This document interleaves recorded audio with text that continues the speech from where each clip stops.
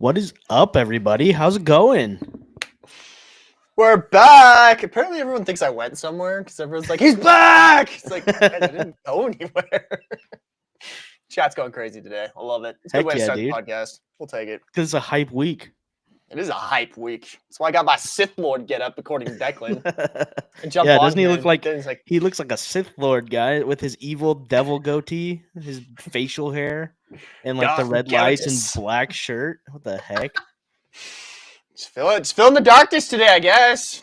That's my headphones are gonna die. Garrett I plays actually- one horror game and then freaking becomes his entire personality. It's not my fault. Oh man. I Well, what's blame our up, guest. man? Dude, it's been a good week for us. I'm excited. Good. Today is going to be interesting, guys, because we are bringing on the lead Salviar dev. His name is Churchill on the Discord, if you guys know him by that name. But we're going to be talking to him. We're going to talk. You guys are going to get a little bit of a peek behind the scenes, what goes on at Red Team Interactive, what it's like to be a game developer, an actual game developer. I feel like at this point, I don't do much of the game development. This guy that we're going to talk to today, he does most of it. So we're excited to talk to him. And also, if you guys didn't know already, we got a prototype out. One of the games that we've been talking about is out, and it is play testable. And right after the stream, I'm going to be jumping on there. Just not on live stream or thing. I'm going to be jumping in there. I'll be in the lobbies. So if you guys want to check that out, go find the Discord. It's somewhere. You can find it. I believe in you. I like this comment saying that you're the next sale boss. We should do that. Put myself in the game. You got to be the captain of the bad ship, or you could be like in the prison of a ship. That'd be Captain funny. Cook. Oh, that'd be crazy. I'll be All right. just have my giant avatar head on there, just zap people out of the sky. I love it. Well, let's get Churchill on here. Ready? Everybody, welcome, Say hi, Churchill. everybody. Hey guys, how's it going? Face reveal. I just realized I don't Face reveal. Uh-oh. Oops, we should have gotten you an avatar or a mask. Yeah, that's okay. This is the legendary Churchill from Selviar, guys. So we're gonna be talking with him today. Cam, how's it going, dude? So good. How are you guys doing? Pretty we're good. just messing around. Heck yeah. Cameron, after this, you'd be like, "This is what Garrett does every day." Wow. This is what he's doing. Yeah. Well, I'm hard at work working on sale. Garrett's just having fun. Hey, I'm helping by influencing. That's my job at Red Team at this point. Oh, so Cameron has been alerted that we usually do at the beginning of this podcast a gaming win or loss. So we'll give Cameron a second, but Declan, what do you got? What do you got for us? Gaming wins and losses this week. Man, I had a hard time finding a loss. I'm not gonna lie. Like, there's so many good things I think that are really cool happening right now. My big one, honestly, that is like tiny but should have happened a long time ago, is Marvel Rivals having custom color options for their skins. So you can Whoa. go in and customize the skin textures to have different colors. So you can use the same skin as somebody else, but completely change the color scheme. That's crazy. That's seems like such a small thing.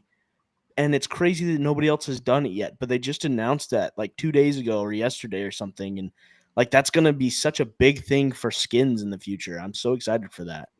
Cameron, how hard is actually doing that? The amount of times you ask me how hard something is. It's like the number one quote to Cameron. Yeah. Cameron, how hard is it to yeah. I don't know. I feel like Ben could probably do well with something like that because he's better at shaders than I am. So Yeah, I mean, Shading, right? I worked at an agency before, and like I know you can go in and change the base albedo colors of a texture if we're gonna get into the weeds about it, or like a material. And I bet that's like some of what they're doing. In all honesty, they probably have the materials divided up in a way so that they all have like base albedos that you can kind of change for each one. But I know like to break apart the textures in a way so that is easy to do and have everything divided up, you have to be super organized yeah. for skins to work that way. So it's pretty impressive, but it just feels like as a user, something that should have happened so long ago. Like, why doesn't League of Legends have that? They have like chromas, but they only have specific versions of things that you can do. But from what I saw in this, you can go up and pick up the entire color scheme and just drag to whatever color combinations you want on a skin, which is pretty dope. That's cool. I feel like Marvel Rivals has just been doing so many things right. Just I don't know who's in charge, but I would love to talk to them and figure out what, because they've just done so many things really well. Like the way they've done their battle pass has been like the least controversial battle pass I've ever seen. Yeah, for sure. There's a lot of allegations about the gooning side of things with Marvel Rivals, but like at the same time, like they have amazing art style. Like you can't deny sure. it's a great looking game. But I've just been really impressed with them this entire what we've been live for 6 months, a year. How close are we here with them? Well, I think Marvel Rivals has only been live for like 3 or 4 months, right? Start of the year. Not very long. I don't know. They've just been killing it. Yeah. So I mean, I'm excited for that. What about you, Garrett? Do you have a win or a loss? So my loss. Let's start with my loss of the week. My loss of the week has to do with this. This is my microphone.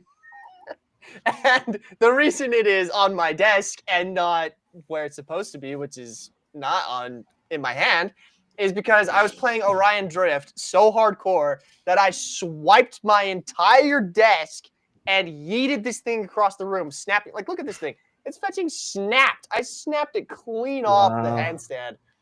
So broke my microphone. There's my gaming loss. Make better microphones, gaming community, that can be boxed out by us VR players. But now, an actual gaming loss of this week. I don't know if I am just this person with this opinion, but so Marathon got announced. Bungie's new game Marathon. That's what I was going to talk about. Another extraction shooter. Another extraction shooter. I don't know. Like extraction, I don't love the game loop because it is such high punishment for such a low reward, which is addicting in its own sense. Because when you do get that good reward out of an extraction game, like that makes up for the other 200 times you lost so bad. But I don't know. There was that whole era where everything was a battle royale game, and now everything's an extraction shooter. And I'm like, I don't know. I don't know if I'm for that. So that's kind of my loss of this week. Is just I just didn't want it to be another extraction shooter. I was hoping for something original. It's a different idea, right? So it's class based. So you go in and you pick a character or a class, and like I get like that's an iteration on it with multiple maps is cool, but it's a paid game, which I like that. That's nice. But is it going to have the player base to support that being a paid game? Like that's my question, because you know what Tarkov is free for like getting just the sheer number of players you need to support a team-based like FPS extraction game. Tarkov is paid though, isn't it? I bought Tarkov. Tarkov is paid, and also that Ghost of Tabor, which is the really popular one on VR, is also paid. So I don't know. I mean, there's something to like doing paid to try to get a certain demographic for sure, but I don't know. It'll be interesting to see how the launch goes, because I've seen a few people be like, it's dead on the water because it's just not going to have the player base needed. So we'll see. Yeah. But I don't know. It's just another extraction game, but I'll try it. I love the art style. I'm actually obsessed with the art style. I think it's super cool, but just the game loop, I was just kind of like, man. Yeah. Cameron, do you have any wins or losses for the week? Well, I mean, a win for the week is just that we got out our Monsters and Mazes prototype. So we've been cooking up a new game, and we finally got our first playable prototype, and it went really well. Garrett knows I was super skeptical of Monsters and Mazes at first. I didn't really get it. Like I don't know. It just seemed kind of like a Gorilla Tag clone. But I was super surprised. I had a ton of fun. And I think there's a lot of potential there. So that was huge this week. Cool. My watch, my running watch now thinks I'm a swimmer, because every time I'm playing Monsters and Mazes, I'm like doing this. It's like, wow, you swam for 1 hour today. Like, yep. So is it open for people to play now? I'm sure we'll get into it, but can people play it? It's open like through an invite. So if you get on our Discord, you can navigate to like we have a prototyping Discord where we have our game ideas. Yeah. And if you get in there, you can just ask for an invite and we'll send it to you. We have like 100 and something people on there so far. Yeah. We've got Chat, 100 people. Anybody in chat in there? Should be. I think us there's a know couple. if I you think guys I've are seen a playing few it. people that I recognize. Sick. I will grab the invite to the Discord and throw it in chat Oh, so perfect. people can grab it. Yeah. but- toss it in the restream one too. Yeah. That way it'll share to everybody. I will toss it where I can. No, that's awesome. I'm super excited to see it. I watched the live stream, but I watched it after, so I didn't watch it while it was Gotcha. actually live. Looked like a lot of fun. I love the mechanic that somebody is the monster. I think that's a good time. I love seeing like what you guys are Yeah. gonna do with that. I also voted on the should people be able to go above the maze thing that you guys are asking right now in Discord. So Yeah. when I didn't know that there was somebody controlling the monster, I put no. But now that I know somebody can control the monster, I think that is actually adding another mechanic to the game, which I kind of like a lot more now. So I have to change my vote to yes, you should. Cool. Yeah. Yeah. I think at the very least, the monster should be able to get up on top because it just feels so cool. I don't know if you're going to have like different monster classes, but you should have like if you're going to make it so no, you can't, you should have one monster class that does like a giant spider. So the spider can be heck up yeah. above everybody else. Ooh. There's a free idea for you. Yeah. The plan is to kind of have like a hub world, and you go to a different map that'll have the Minotaur or the Scarecrow monster or the Spider monster. So Yeah, lots that of sounds room fun. for adding in stuff like that. Cool. Well, I'm Yeah, excited that to see it. was my win, I guess, for the week. Cool. That took a lot to get that thing out there. It did take a lot. Yeah, we kept saying way like, more. oh, just one more day, we're so close. And then like a week would pass, and then just one more day, we're so close. Hey, we had several of those days where like we started at our normal Yeah. time starting, and then it was like 6 p.m. and we're like, holy fetch, it's still not working. Like Yeah, but it's joys like, of game development, dude. Heck we're just yeah. gonna jump in for 20 minutes, figure out what's wrong, and then 4 hours it's- later. yeah, 6 p.m. and I think that's just game or development in general. So Yeah. if anybody's getting into that, no matter where you end up as a developer, there'll be days where it'll be 10 p.m. and you're like, oh, fuss. I broke it. Yep, No, just no, kind of that's how it awesome. goes. That's great. Yeah. My loss for the week, though, has got to be so. I think it was on Monday. Garrett just messages in the Bugs channel. And he's like, movement in sail isn't straight anymore. I'm like, what are you talking about? I spent like a long time trying to figure out what's going on. And now, like, I'm not convinced there's actually a problem. I think it's just like the way you hold the controller, the way you move the joystick makes it feel like you're going off to the side a little bit. But like now I can't play sail normally because I'm always like, am I going straight? Am I actually I don't know if I need to fix something or if it's just like Okay. like it's a virus in my mind. Like I can't. I think Cameron, actually, like funny thing enough, like I last night played 6 different games with our same movement system, trying to figure out am I crazy or not, right? Yeah. And I think you might be right. It's just a VR thing. I knew it. But I will say that there are some games that have figured it out better than others. Like Yeah. there's one system I want you to try where I feel like they kind of instead of like ours is very much like the direction you go is exactly the direction you go. Mhm. Whereas I've seen some other games where they make it so that it's like if you're generally pushing the forward direction, you go forward, and Yeah. then they kind of keep to like the 4 cardinal directions instead of allowing for like strafing and stuff like that. Interesting. But the reason I've been going through kind of why I figured out that this doesn't work, and it's because I've been playing Gorilla Tag games. Like in Gorilla Tag games, going forward is so easy because you hit the ground and it puts you straight forward. And then jumping back into the locomotion that we have in Sail, I've realized like that's not straight. Like that's not actually the direction I wanted to go. And it's been driving me crazy. But no, it's Yeah. not something unique to our own game. And I am curious if it might be my controllers. I've tried switching out to a different one. Well, I'm gonna try switching it out and see if it might be a controller stick drift thing. But yeah, I can't play games the same anymore either. So That's funny. we're losing our minds over here. Yeah. Freaking Yeah, Gorilla I was Tag. fine. I was fine until you said that, and now I'm like, wait. Because like it doesn't quite go where you would expect straight to go. Am I wrong? Like No, you're totally right. Like it is weird if you start paying attention to it. But I think it's just it has to do with like the direction your head is facing, the direction you're holding your controller, and what way you feel like straight should be while you're holding the controller is just not always exactly what straight is. And so it's like, oh, I'm going to the left, when really it's like, no, your controller's just sideways and you're looking this way a little bit. It's just really weird. But I think you're right. If we add just like a dead zone where like if you get close to forwards, you're just going to go straight forwards, that might help a lot. So you guys just broke the rest of the people in we chat. Just broke yeah, we just in chat. Everyone's like, oh no, I can't play this game anymore. Gotta stop talking about it. Yeah. No, it is. I'm kind of realizing it's a bigger problem with VR, and it actually might be one of the reasons why, like, maybe people are getting motion sick even, because it's like you're expecting to like go forward, but you're going at like slightly. For me, it's slightly northwest. Like I'm always going like slightly, like straight, but a little to the left. So anyway, that's we broke VR. So sorry everyone. Anyway, let's start talking to Cameron about kind of your game development story, like how you got into it. I would love to hear like what initially got you into like coding, game development, because you weren't always a coder, right?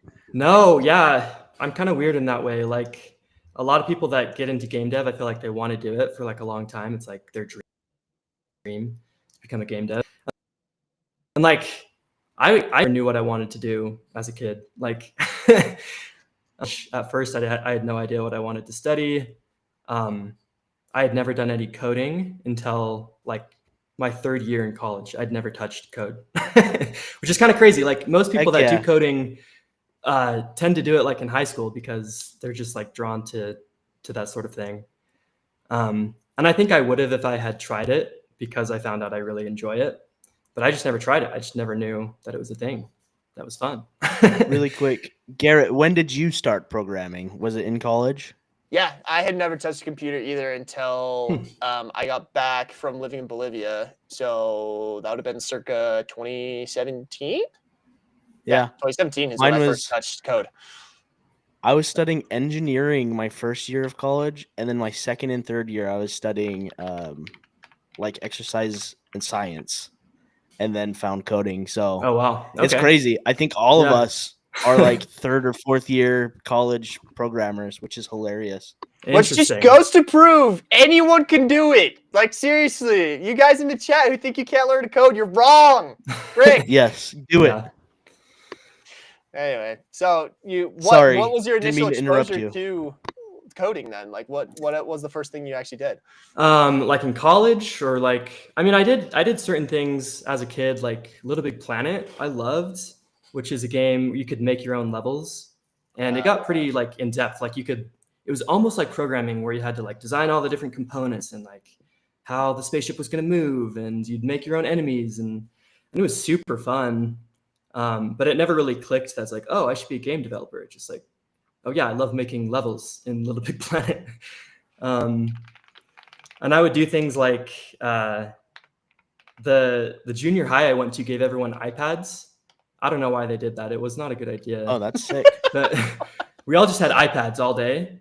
And all I would do was I would take like the programs that we had on there, which weren't very many, and I would try to make like games with them.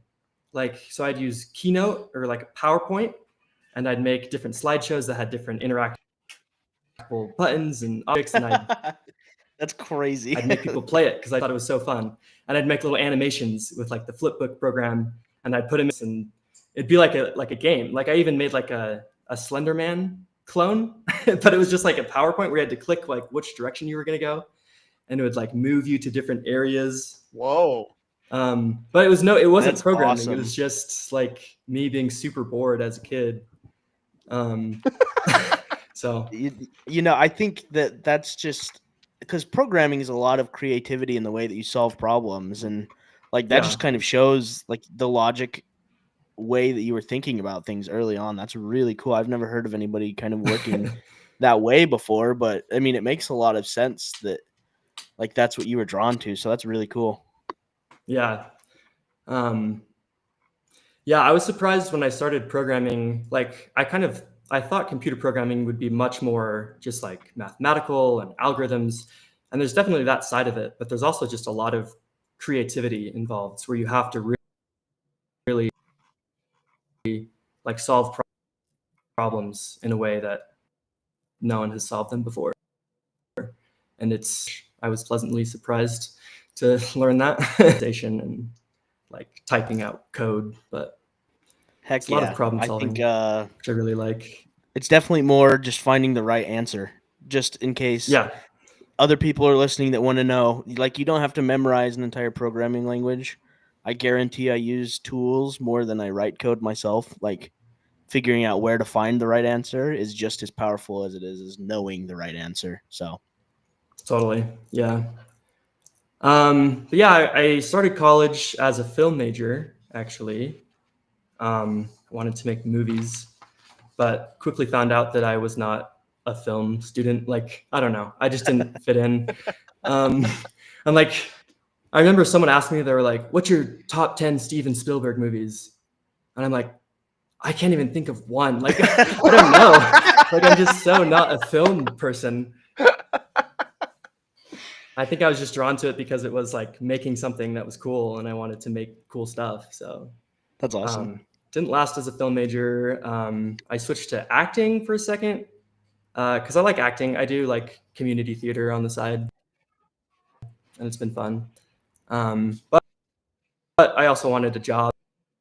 So I was like, probably not acting. I had a friend in the semester, which I found out it was not really my thing, but I liked the computer science class that I had to take. So I was like, oh, this was actually fun. I didn't like the circuit board class I had to take, but I liked the programming class. So, and then I kind of switched to CS on accident because I went to go talk to the counselor. I'm like, just to see like what it would take to switch to computer science. So I just told them like, here's what I've done. I just want to know like what it would take to switch it. And they like walked me through it. And then as I was leaving, the secretary was like, okay, we just switched your miss. And I'm like, okay. Like, whatever. Just went with it. So that's how I became a CS major. That's awesome. Nice. But So then, how'd you meet Garrett? Yeah, good question. So the program I did made you do a capstone project. And the capstone that sounded the most interesting to me was the game project. But you had to get an emphasis. So I had to apply for the animation emphasis in computer science. So I did that. And then I started working on the game. And I really loved it. Like I would just work on it all the time. Worked on it for like a full year. And it was kind of like a team of like 30 students working on it. And I ended up being the game, what was I? The game design lead was my title. So I was in charge of like the actual game side of things. And it was super fun. And one of the students that was working on the capstone got a job at a company that Garrett was working with called Continuum. And then Garrett was looking for someone. That student recommended me to Garrett, and that's how we met. And I started as an intern. I would just work like 20 hours a week on Sail single player. And after I graduated, I just started working full time, and we started on the multiplayer version of Sail. So that's awesome. Was that Jordan that you met? Yeah, Jordan. Okay. Mm-hmm. So it's funny, you both are kind of head developers now on different VR. Oh yeah. Him being Monkey Do, right? Jordan's Yeah. head of Monkey Do over at Continuum. That's right. Or whatever Continuum's making nowadays. The funny thing is like when I first met Cameron, you know, I was just like, I'm just gonna try this out because where I was at in like my story of Sail VR is we had released single player and I was back to being a solo dev, but it had done well enough getting like copies sold that I was like, okay, I don't have to be a solo dev anymore. It'd be nice if I could find someone like on the side. So I talked to Jordan and Jordan recommended Cameron, and I put Cameron just on the side and I kind of gave him a few things that I was actually working on at the time. I was just kind of trying to see like, oh, can Cameron code as well as I can? Little did I know, Cameron could outcode me to the moon and back. And so very, very quickly I realized, okay, like Cameron has to be on the team because he can do way more than I have ever been capable of. So like Cameron definitely like showed what he was worth so quickly as an intern, which was incredible, and created stuff like, yeah. And then we worked together all through 2023 to create Sail multiplayer.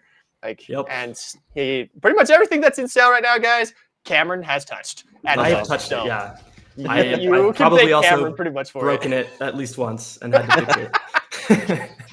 I think that's something that Garrett and I both learned early on was neither one of us are really like the best developers, so we try and surround ourselves with developers that are better than us. because it's not like the highest criteria. But if you want to make good stuff, you got to find the right people. And I think, having people like Cameron help out with projects is super crucial. So that's awesome. Yeah. Well, so Cameron, I got a question for you. Now that you've worked as a game developer for it's almost 2 years full time, right? Yeah, crazy. 2 years full time. Yeah. Is there any misconceptions about game development that like you've had just totally broken, or like things that you were expecting out of game development that weren't true?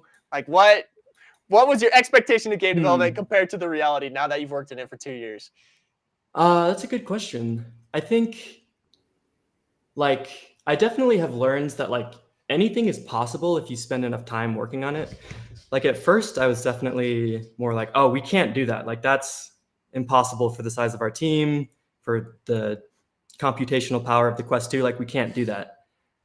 But like I've realized you basically can do anything if you spend enough time trying to figure it out, which has been really, really cool to see. Like you're not really limited by anything except for your own capabilities as a developer. And I mean, there are some limitations obviously, but just like letting go of the idea that you just like can't put something in. Like I remember we wanted to add like merchants to the ships way back in Sail single player. And it was like, yeah, you can't use nav meshes on a moving platform in Unity. And I went online, it's like, yeah, you can't use this. But there is a way if you just figure it out and you just like try different things and you can force it to work, which is really cool. Like I like feeling like there aren't really any hard limitations to what you can do. That's funny. Sounds like you said, Garrett, it's not possible, and he said, figure it out. No, that's actually okay. How it goes. Like, so one of my favorite moments with Cameron in the last like year is like we were thinking that a day-night cycle in Sail VR just wasn't going to be possible. Yeah. I had a couple of ideas for it, and then Cameron started tweaking around with some stuff in hard drive, and all of a sudden he was like, "Wait a second, give me a day. Give me a day." I was like, "Okay, like go for it." The next day, he's got a fully functioning day-night cycle with like awesome. Active shadows and stuff working in Sail VR. He's like, I figured it out. I'm like, what? Like this is the kind of stuff that Cameron comes up with all the time. Like he's got a couple secret projects he's working on right now that are just like, won't spoil anything. No spoilers. But that's just how Cameron works. Like going back to like the merchant stuff, I remember telling Cameron, because we were thinking about it, we're like, oh, you can't use navigation meshes on a moving platform. And I was like, well, what if the platform wasn't moving? It was like, well, it's a moving ship. How are we going to do that? And I was like, well, what if we did the calculations on a non-moving platform and figured out where everything was supposed to go and just artistically represent it on the moving platform? And then Cameron was just kind of like, huh. And he actually figured it out, right? Like I just had the kind of general idea, but he's the one that actually like that's went awesome. and figured it out. But yeah, that's just the kind of intelligence that Cameron has. Can't praise him enough. Well, it was your idea. Yeah, I just had to make it happen. That's one of the things I think I miss the most, like being self-employed, is like working with a team. Because you're right, it takes the person to come up with the idea, and then the other person typically is the person that can figure it out. And like finding somebody that you mesh well with when it comes to either the ideation and the creation, or like being able to pass ideas back and forth is super important when you're making projects. So it's really cool that you guys have been able to figure that out kind of and play to each other's strengths. We definitely have the coolest team at Red Team. Yeah, we all kind of balance each other out in different ways. Like Garrett has all the crazy ideas. I have the crazy ideas of like how to make it work. Ben has to keep me in check because the way I'm trying to do it is just too weird. And Ben is like the good programmer that's trying to keep everything like, well organized. He's the polished guy. He's the polished guy. We're already getting in chat the where's Ben? So can't go day without Ben. And then Maya, I feel like, is the peacekeeper among us all. She's like, okay, I can see everybody's side of things. We love Maya. And then Matt is kind of another hype guy, and that's the problem. He's kind of like our new guy, Matt, who's doing the majority of the work on Monsters and Mazes. He is kind of like we can do this. We can figure it out. We love him. But like he does though. Like he'll just be like, yeah, I just spent all day and I just added this. And you're like, oh, cool. Like that's awesome. If you would ask me if you could add this, I'd be like, no, like scope, like we can't do it. But since you've already done it like last night, that's awesome. Like That's cool. We'll take yeah, it. he's been great. Oh, hey, he's in the chat. What's up, Hey, T Sundown. Love being a problem. That's awesome. All right. I got a funny question for you, Cameron. I've always wanted to ask this. What is the weirdest bug you've ever had to fix in game development? The weirdest bug. I know there's been some really weird ones. There was one when we were using auto hands way back in the day, in the early days of Sail. It's just like a package for like grabbing and moving stuff in VR. We ended up not using it, but you'd like be on the ship and you just like start like moving around in like a circle like this. And for like a week, we had no idea what was going on. And like, I watched a video about like the orbits of planets being different depending on like what reference you're on. So it would show like, oh, from the moon's point of view, this is what the Earth's orbit looks like. And it does like all these weird loops. And it's like, if you were standing on this planet, this is what the sun looks like and what Earth looks like. And they do these weird loops. And I was like, wait a second. I think that's what our player is doing on the ship. Like, I don't remember the specifics, but it was like based off of what it was parented to and like how it was calculating where it should be. It was doing this weird like procession of where it was thinking that it was in local space. So we figured it out. And then like we got rid of auto hands like a week after that because it was just causing so many problems. Yeah. That's funny. But that was super weird. Also the giant fish. I still have nightmares about the giant fish in Sail. That was so bad. Those of you who don't know what the giant fish is, you just had to be there for it. Like, there's no other way to describe it. Giant fish was giant fish. Basically, it's like if you took a fish out of your chest and you gave it to someone else, every time it would grow just a little bit bigger. And there was no limit to that. So that's hilarious. Our players took that as far as they could. And my gosh, I've never seen bigger fish in my life. That is funny. And the value of a fish depends on how big it is. So they're also increasing the value of the fish that they got. That's totally cool. ruined our economy. For Smart players. Yep. You ruined the economy. It's crazy how quickly players will like find bugs and also like how far they will push them if they know what the bug is. Oh yeah. It's just like, oh man. That's fun. So did you enjoy single player Sail? Yeah, totally. Like as a game, or do you mean like working on it? No, as a game. Like what did you think of that? Because that was like an interesting era in Sail, I feel like when Continuum started working on it and like the way that it ended up going versus where the direction of the game was when it started. Yeah. It was just a completely different idea and concept for the game. And I know like some people on here every once in a while jump in and say that they miss single player Sail and that they wish there was a way to bring it back, but like, did you enjoy it? Did you like that era of Sail? There's definitely things I liked about it. The first time I played it, I remember I didn't know how to pull down the sails, so I was just like super slow. I'm like, wow, this is like a slow game, like because my ship was just moving at 1 mile an hour. But then I figured out how to move the sails and it got more fun. I think it just doesn't have replayability. Like I feel like you kind of do everything there is to do in Sail single player and you're kind of done. And it takes you like a few hours if you know what you're doing. So I think like as an experience, it's great, but I just don't think there's good reasons to keep coming back to it. Yeah. I remembered having that conversation like during the development of it. And it's like, so like this, what do you do now? It's like, well, we're going to add in like all this stuff. And it's like, but come on, like, is that really a gameplay loop that you're expecting people to come back to? It just didn't make sense. So I definitely agree. I feel like the way Sail is now is just so much more replayable and fun. So yeah. It was interesting with like the beginning of Sail because I was extremely limited in scope because I had contracted out a company to help me, you know? And because of that contract, like we definitely had to be like, okay, like this is the end point. This is where we can get to. And I felt like as soon as that contract was up, like Continuum, I had nothing against Continuum. They did a great job. I'm really proud of like what we put out there. But I definitely took the game after the fact and went way above and beyond like anything that could have possibly been done. For sure. And it was because like suddenly the limitations that I'd had previously were gone. And I was like, Yeah. well, I want to make this game back into what I want it to be. It's Well- turned into tons of stuff. I think when you handed it over, you lost a little bit of control in like the design aspects of it too, right? Like that's kind of the problem with taking the project on yourself or handing it off to somebody else to build it.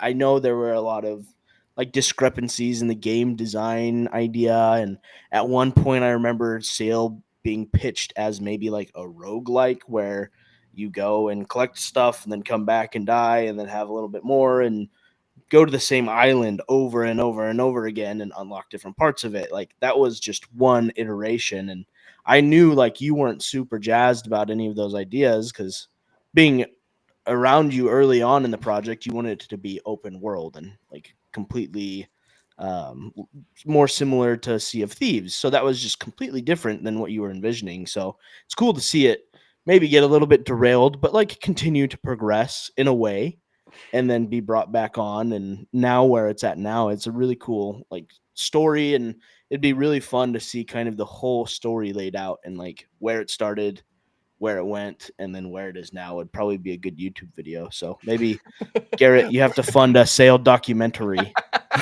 Yes. Sail documentary going through the history of Sail. No, I think Cameron more than anyone could attest that like I never run out of ideas for Sail. Yeah. Yeah, that's definitely not our problem. Is running out of ideas. we can keep like I know a lot of people are kind of nervous because we've started working on a couple of other games. Everyone's been like, "Oh, what's gonna happen to Sail?" Like, trust me, Sail's not going anywhere. Like we got stuff for it. We got big plans for it. It's gonna stay relevant for a while. But like we're developers at heart, so like we want to work on new stuff. We want to get stuff out there, and so like we're having fun with it. But yeah, no, it's fun to work on a team with someone like Cameron, who it's like I can come up with these crazy ideas, and I know my team can make them happen, which is That's just awesome. the coolest part of it. It's like Cameron. Right now, we're working on a really big update that you guys are gonna be super excited about. With like merchants and the Kraken, like we got a lot of cool stuff coming in this next update. But I'm already planning out the next update, and I've kind of said little bits and things to Cameron, and he's just been like, "Oh no." So are all of the 3 prototype games going to be mini games inside of Sail? No, just kidding. I actually Whoa. proposed that as an idea. The Monsters and Mages mini dungeon that you can go into. And... Yeah. Yeah, you did propose that as an idea, and I was just like, no. Like, we're not doing that. What do you feel like, Cameron, like working for Red Team, what do you feel like is one of the harder things about it? Like what would you be your complaint about game development? We definitely go really fast, which is good and bad. Like it's super fun to like just get out a ton of stuff with a small team really quickly. But then sometimes it's like, I want to just like spend a week working on the Cannoneer and just like make him really, really polished. And I feel like we've gotten a lot better at that. Like the first year of Sail multiplayer, we were just like, go, go, go, go, go. And it was like kind of crazy how much we were putting out. So it was a little bit hard just to like feel like I couldn't go back and like fix and polish as much as I wanted. So that's been a challenge, but we've been doing a lot better at that recently, and we're focusing more on polish and more on fixing things. So it's been good. If you had all the budget in the world and all the time, what game would you make? There you go. That is a good question. Does it have to be VR or can it be any? No, anything. Whatever you want, man. What would it be? I really I want to make like a true exploration type game where you get to build your own vehicles. This is actually an idea me and Ben were talking about at GDC, where it's like you just have like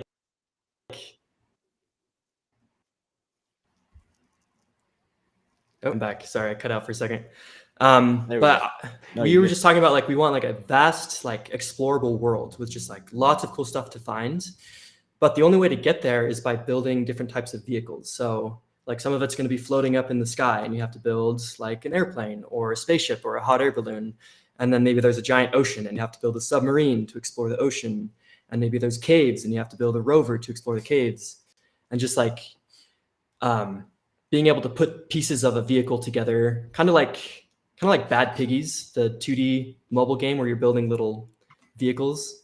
Oh, But it'd be that, but in 3D, and you get to kind of design your own crafts to try to navigate around a really expansive world. So it's not like a fully fleshed out game idea, but something like that I think would be what I'd want to do. Cool. Yeah, Taxolotl said Tears of the Kingdom reference. That's exactly what I was thinking about when you started mentioning it. That's pretty cool. Yeah. That'd be fun. I could see that being popular in VR, like even if it's not VR, I guess popular in 3D, just like people love exploration games. To me, the hard part would be figuring out how to fill the world, because that's always the hardest part. Like the mechanics, but in big games like that, you have to figure out how to just fill. I remember when the newest like 3D generations of Pokemon came out. That was something that people complained about a ton, was like you just go to different areas of the world and there's just nothing there. And it just kind of felt like, what is the purpose of exploring if there's nothing to find? So, but it's actually been one of our struggles in Sail VR is like filling the world in. So that there's tons of stuff to do. And I seriously have so much respect for like the teams behind Tears of the Kingdom, because like there's never nothing to do in that game. And the amount of like time and effort that would have taken to like get. And that, granted, those are like 1,000 people studios, right? That can like have that manpower, but still amazing to see like what is capable in game development for sure. 100%. Oh, that's cool. You got my mind spinning, Cameron, so that's great. Uh-oh. Yeah. We just put up a whole list of game ideas while we were like taking the train to GDC every day. So I feel like I missed out on that part of things. Like it's been so fun to just like sit there. Because a few of the game ideas that you guys have talked to me about, we kind of like messed around with, and like they're good. There's some good things that came out of those train rides. I'm jealous. I'm jealous. I go. It was fun. It was a good time. But yeah, I feel like in order to do true exploration, we'd need a pretty decent team size, just because you need so many assets to populate a world. It's just tricky. Well, and I've learned the importance of a good level designer, like having somebody who that is their job to sit down and think about not only like where everything's going to be, but even just thinking about like when somebody walks into a space for the first time, what are the things that they're presented with? And a lot of that I'm learning right now in a different way, because like tabletop role-playing games, as a DM, that's your job, is to like verbally tell people what they see.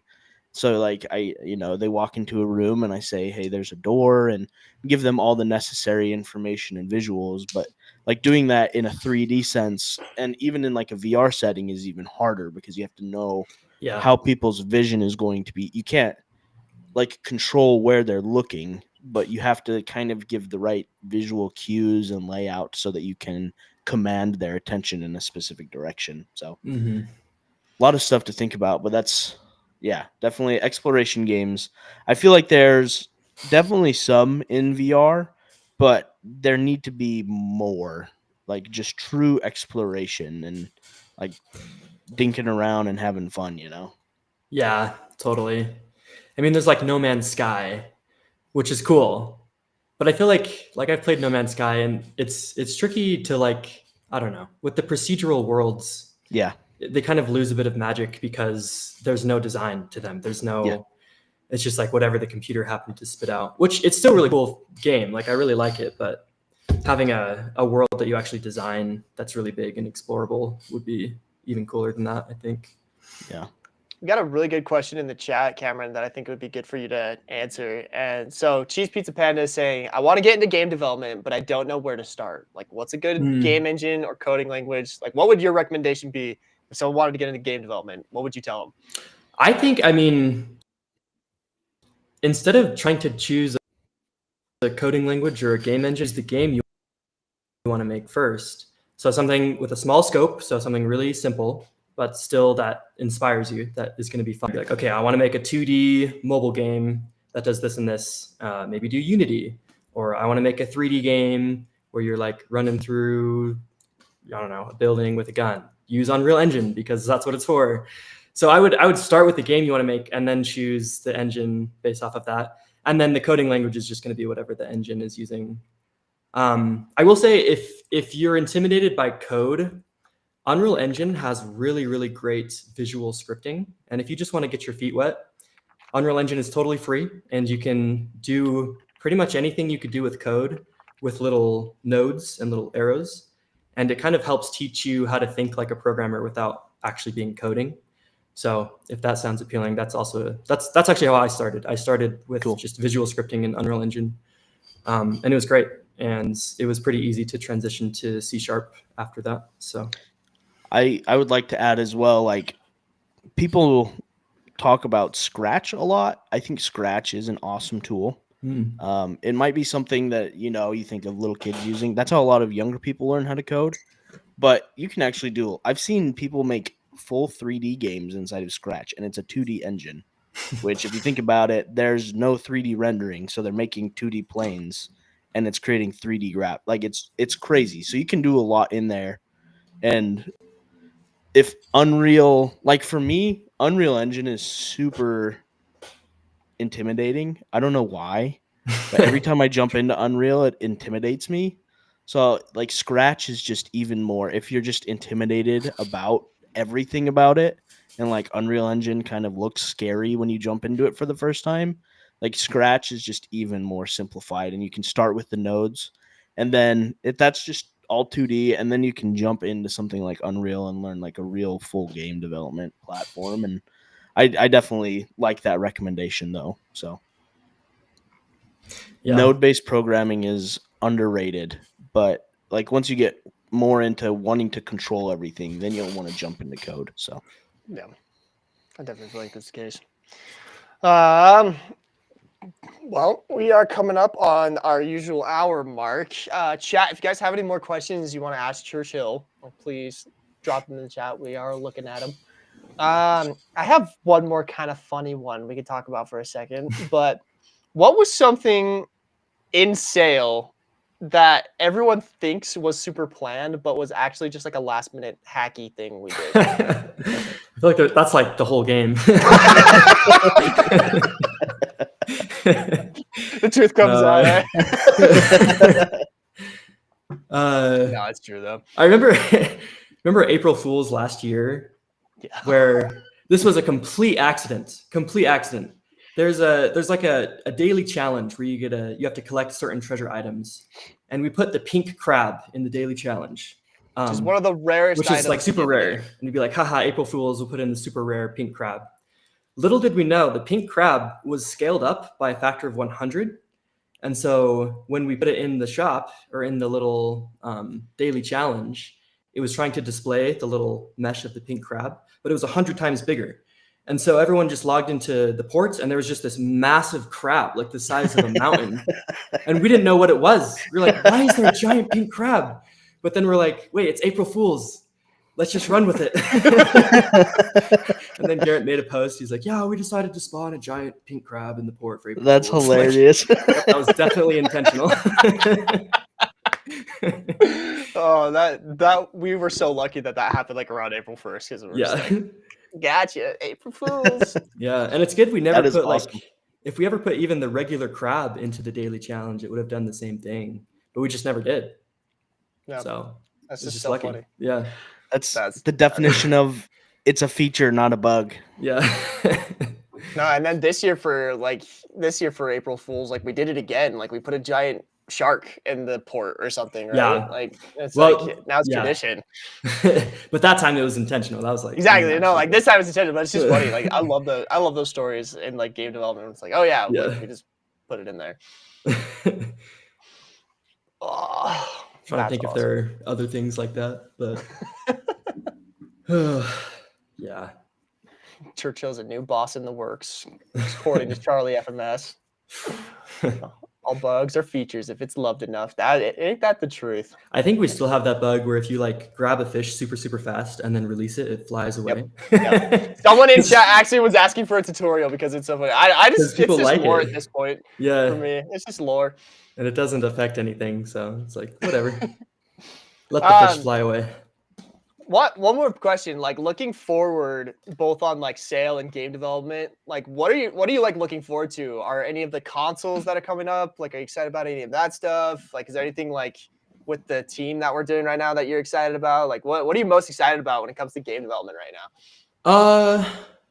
I'm excited. I'm excited to get Sail finished. I'm excited to like, because I feel like it's been in a state of like really cool but not finished for a Constantly long changing. time.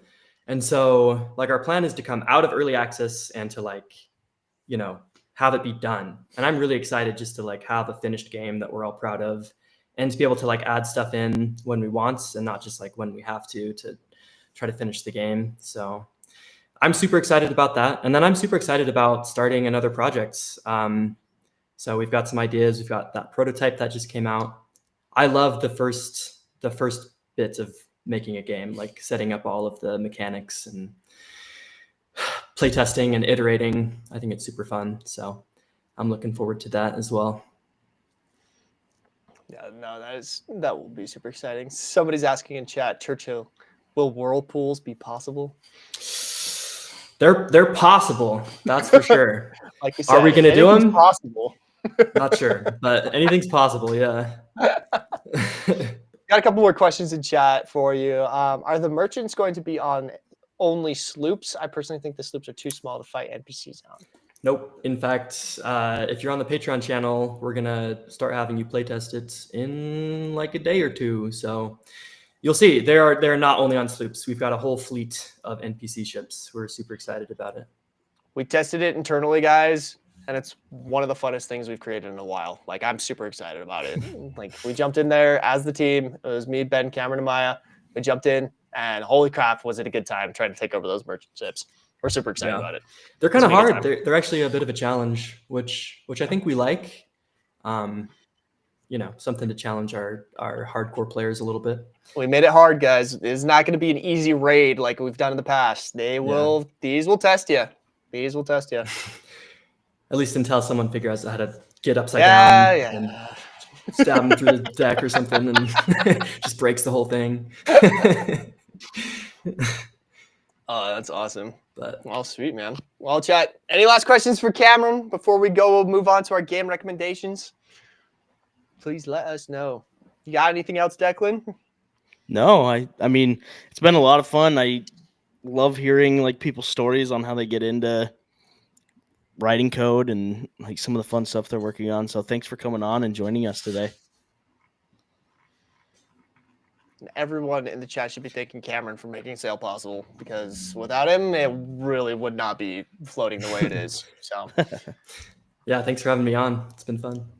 Yeah. We got a question. How does Cameron get his hair so good? That's my question. I just woke up this way. Natural curliness. No, you just got to get the right like curly hair shampoo, curly hair conditioner, little curly hair cream. Rub that in. You gotta be a top tier actor like Cameron and get all those products from all those actor things he does. Yeah. Right? Yeah, they do. Yeah, sometimes they're like teach you how to do your hair, because you'll come and you'll do your hair and they'll be like, yeah, that's not going to cut it, and they'll like show you how to do it. So the other thing we didn't talk about is Cameron is actually an extremely talented actor. He said he does a little bit of community theater on side, but also he's a really talented musician. All of the songs that are the sea shanties in Sail VR, that's Cameron. Oh, like, awesome. That is 100% him on his instruments making that happen. So, sea shanty Cameron also. Is there a coding or teaching website I could use? YouTube. Let's be honest. Yeah, I learned so much from YouTube. I really did. It's super helpful when you're first starting to just follow an entire like start to finish game tutorial. You'll just learn so much stuff doing that. So would recommend that. Cameron, do you have some personal games that you've published as well, right? Don't you have a game on the App Store? Yeah, well, it's on the Android store. It's not on Apple because it costs too much to put it on. Yeah, on Google Play. It's called Cloud Kingdom with a K. Cloud Kingdom. You're a little eyeball trying to put out fires for a bunch of little ghost people. So it's kind of wacky. But that's what I did for my senior project at university. That's awesome. Yeah. I was gonna ask, so is that the game that you worked on with the school? really fast? No, so the game I worked on for the school, it's called Liminis. It's on Steam. It won a lot of awards. It won some awards, yeah. I'm not super happy with it. I wish I could go back through and like fix it. But yeah, that's a game where you're like playing as a shepherd that's trying to lead sheeps away from wolves that are trying to eat them. And you're like in the afterlife kind of, so they're like soul sheeps and you're like the leader of souls. Kind of a cool idea. Liminus? Liminus, yeah. Liminus. I think so. Right. Yeah, The Silent Guard? that's the one. Cool. But that's the one I did in a team. There were like 30 of us working on that. So I worked with a couple people that worked on the gaming stuff. And one of them was working on Knockback and the other one worked on Beatboxers. So yeah, Knockback is one of my favorites that they did there. It's just really Knockback fun. is so fun. Like Yeah. that's actually a really fun game to just play. Like that is just a solid game loop. if anybody in God. chat has 2 to 3 friends, or I guess 2 to 7 friends that they want to play with, Knockback is free on Steam. Spelled N-O-K, right? Isn't it spelled weird? It's like N-O-K. BAK. Yeah. NOKBAK. You're like little Yeah. Triceratops. Knockback. It's like Smash Bros, where you're trying to knock each other off the Like, platform. yeet out of the But it's in 3D. Yeah. super we should- fun. Depends. That would be a fun stream to go through and just play a bunch of these because a lot of them are multiplayer.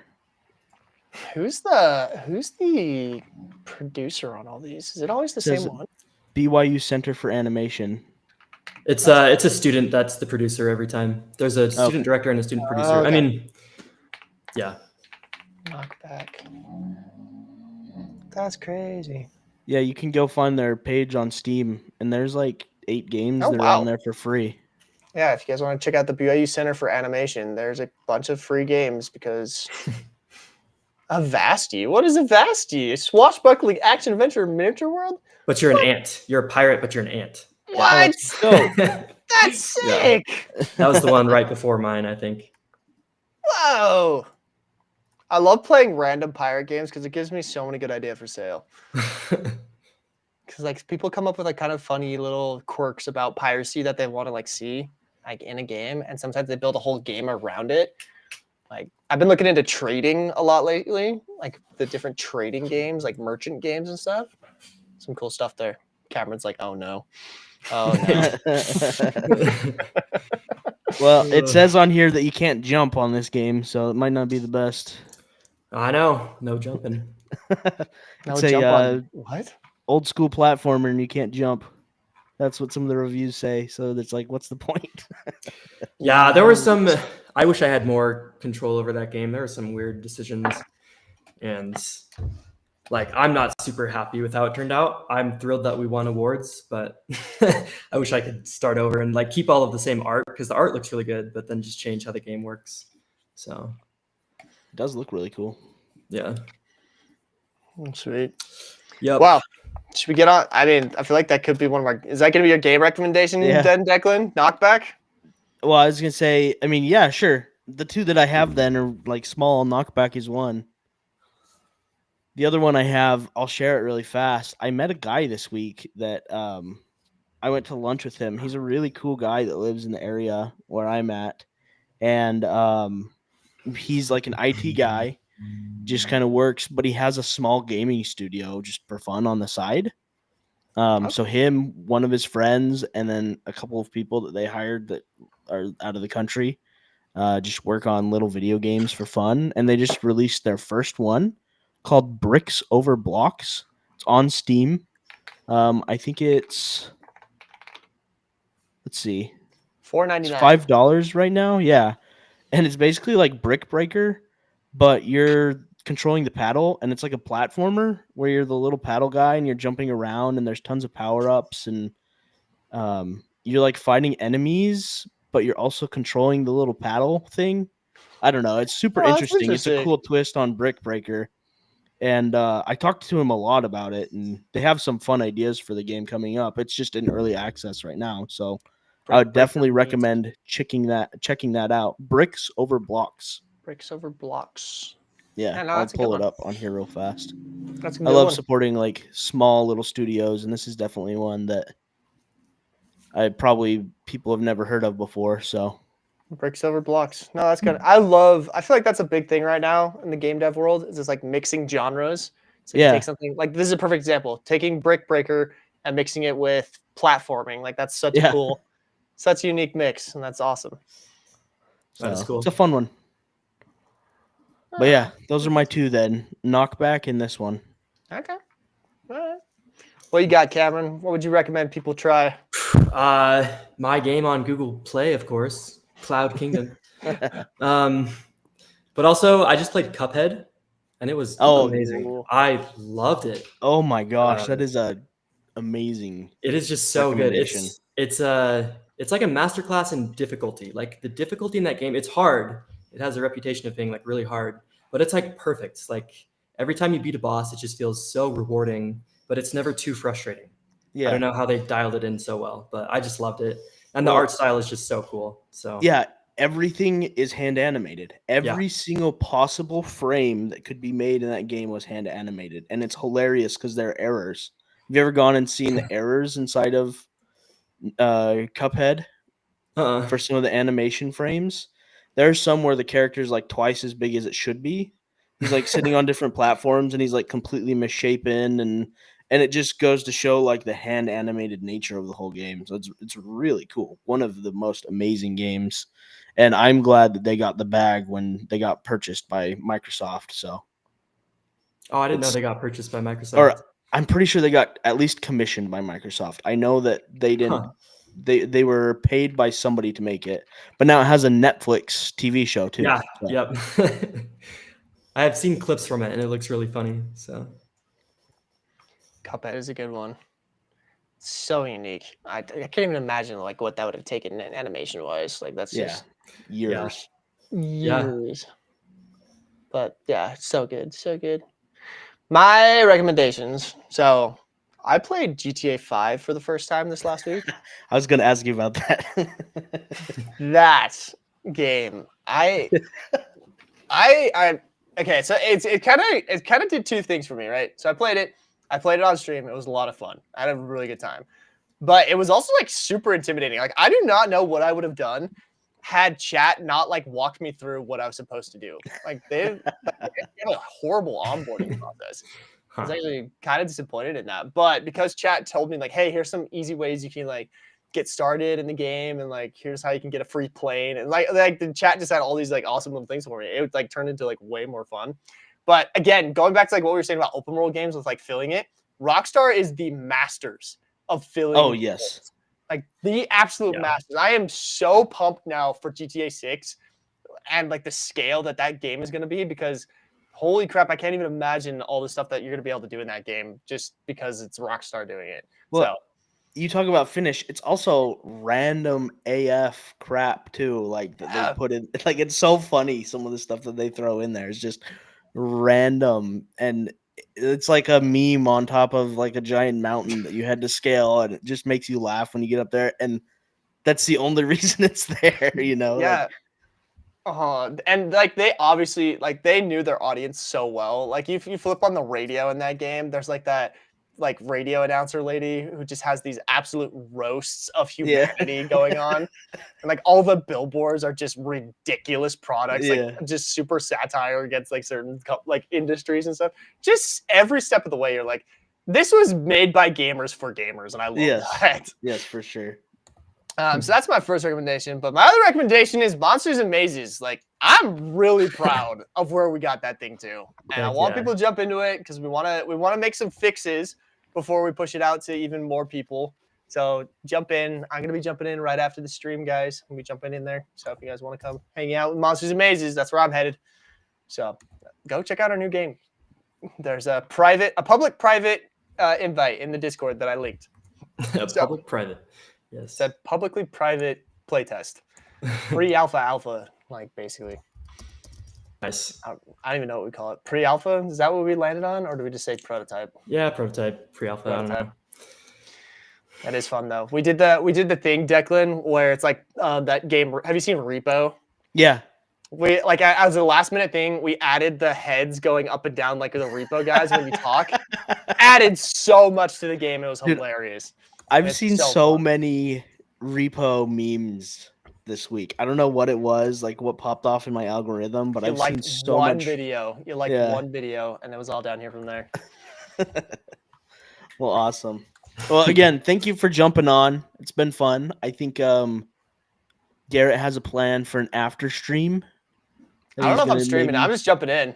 Oh, he's playing Monsters and Mazes I'm just after jumping this, in. so you guys should jump in if you want to play with him.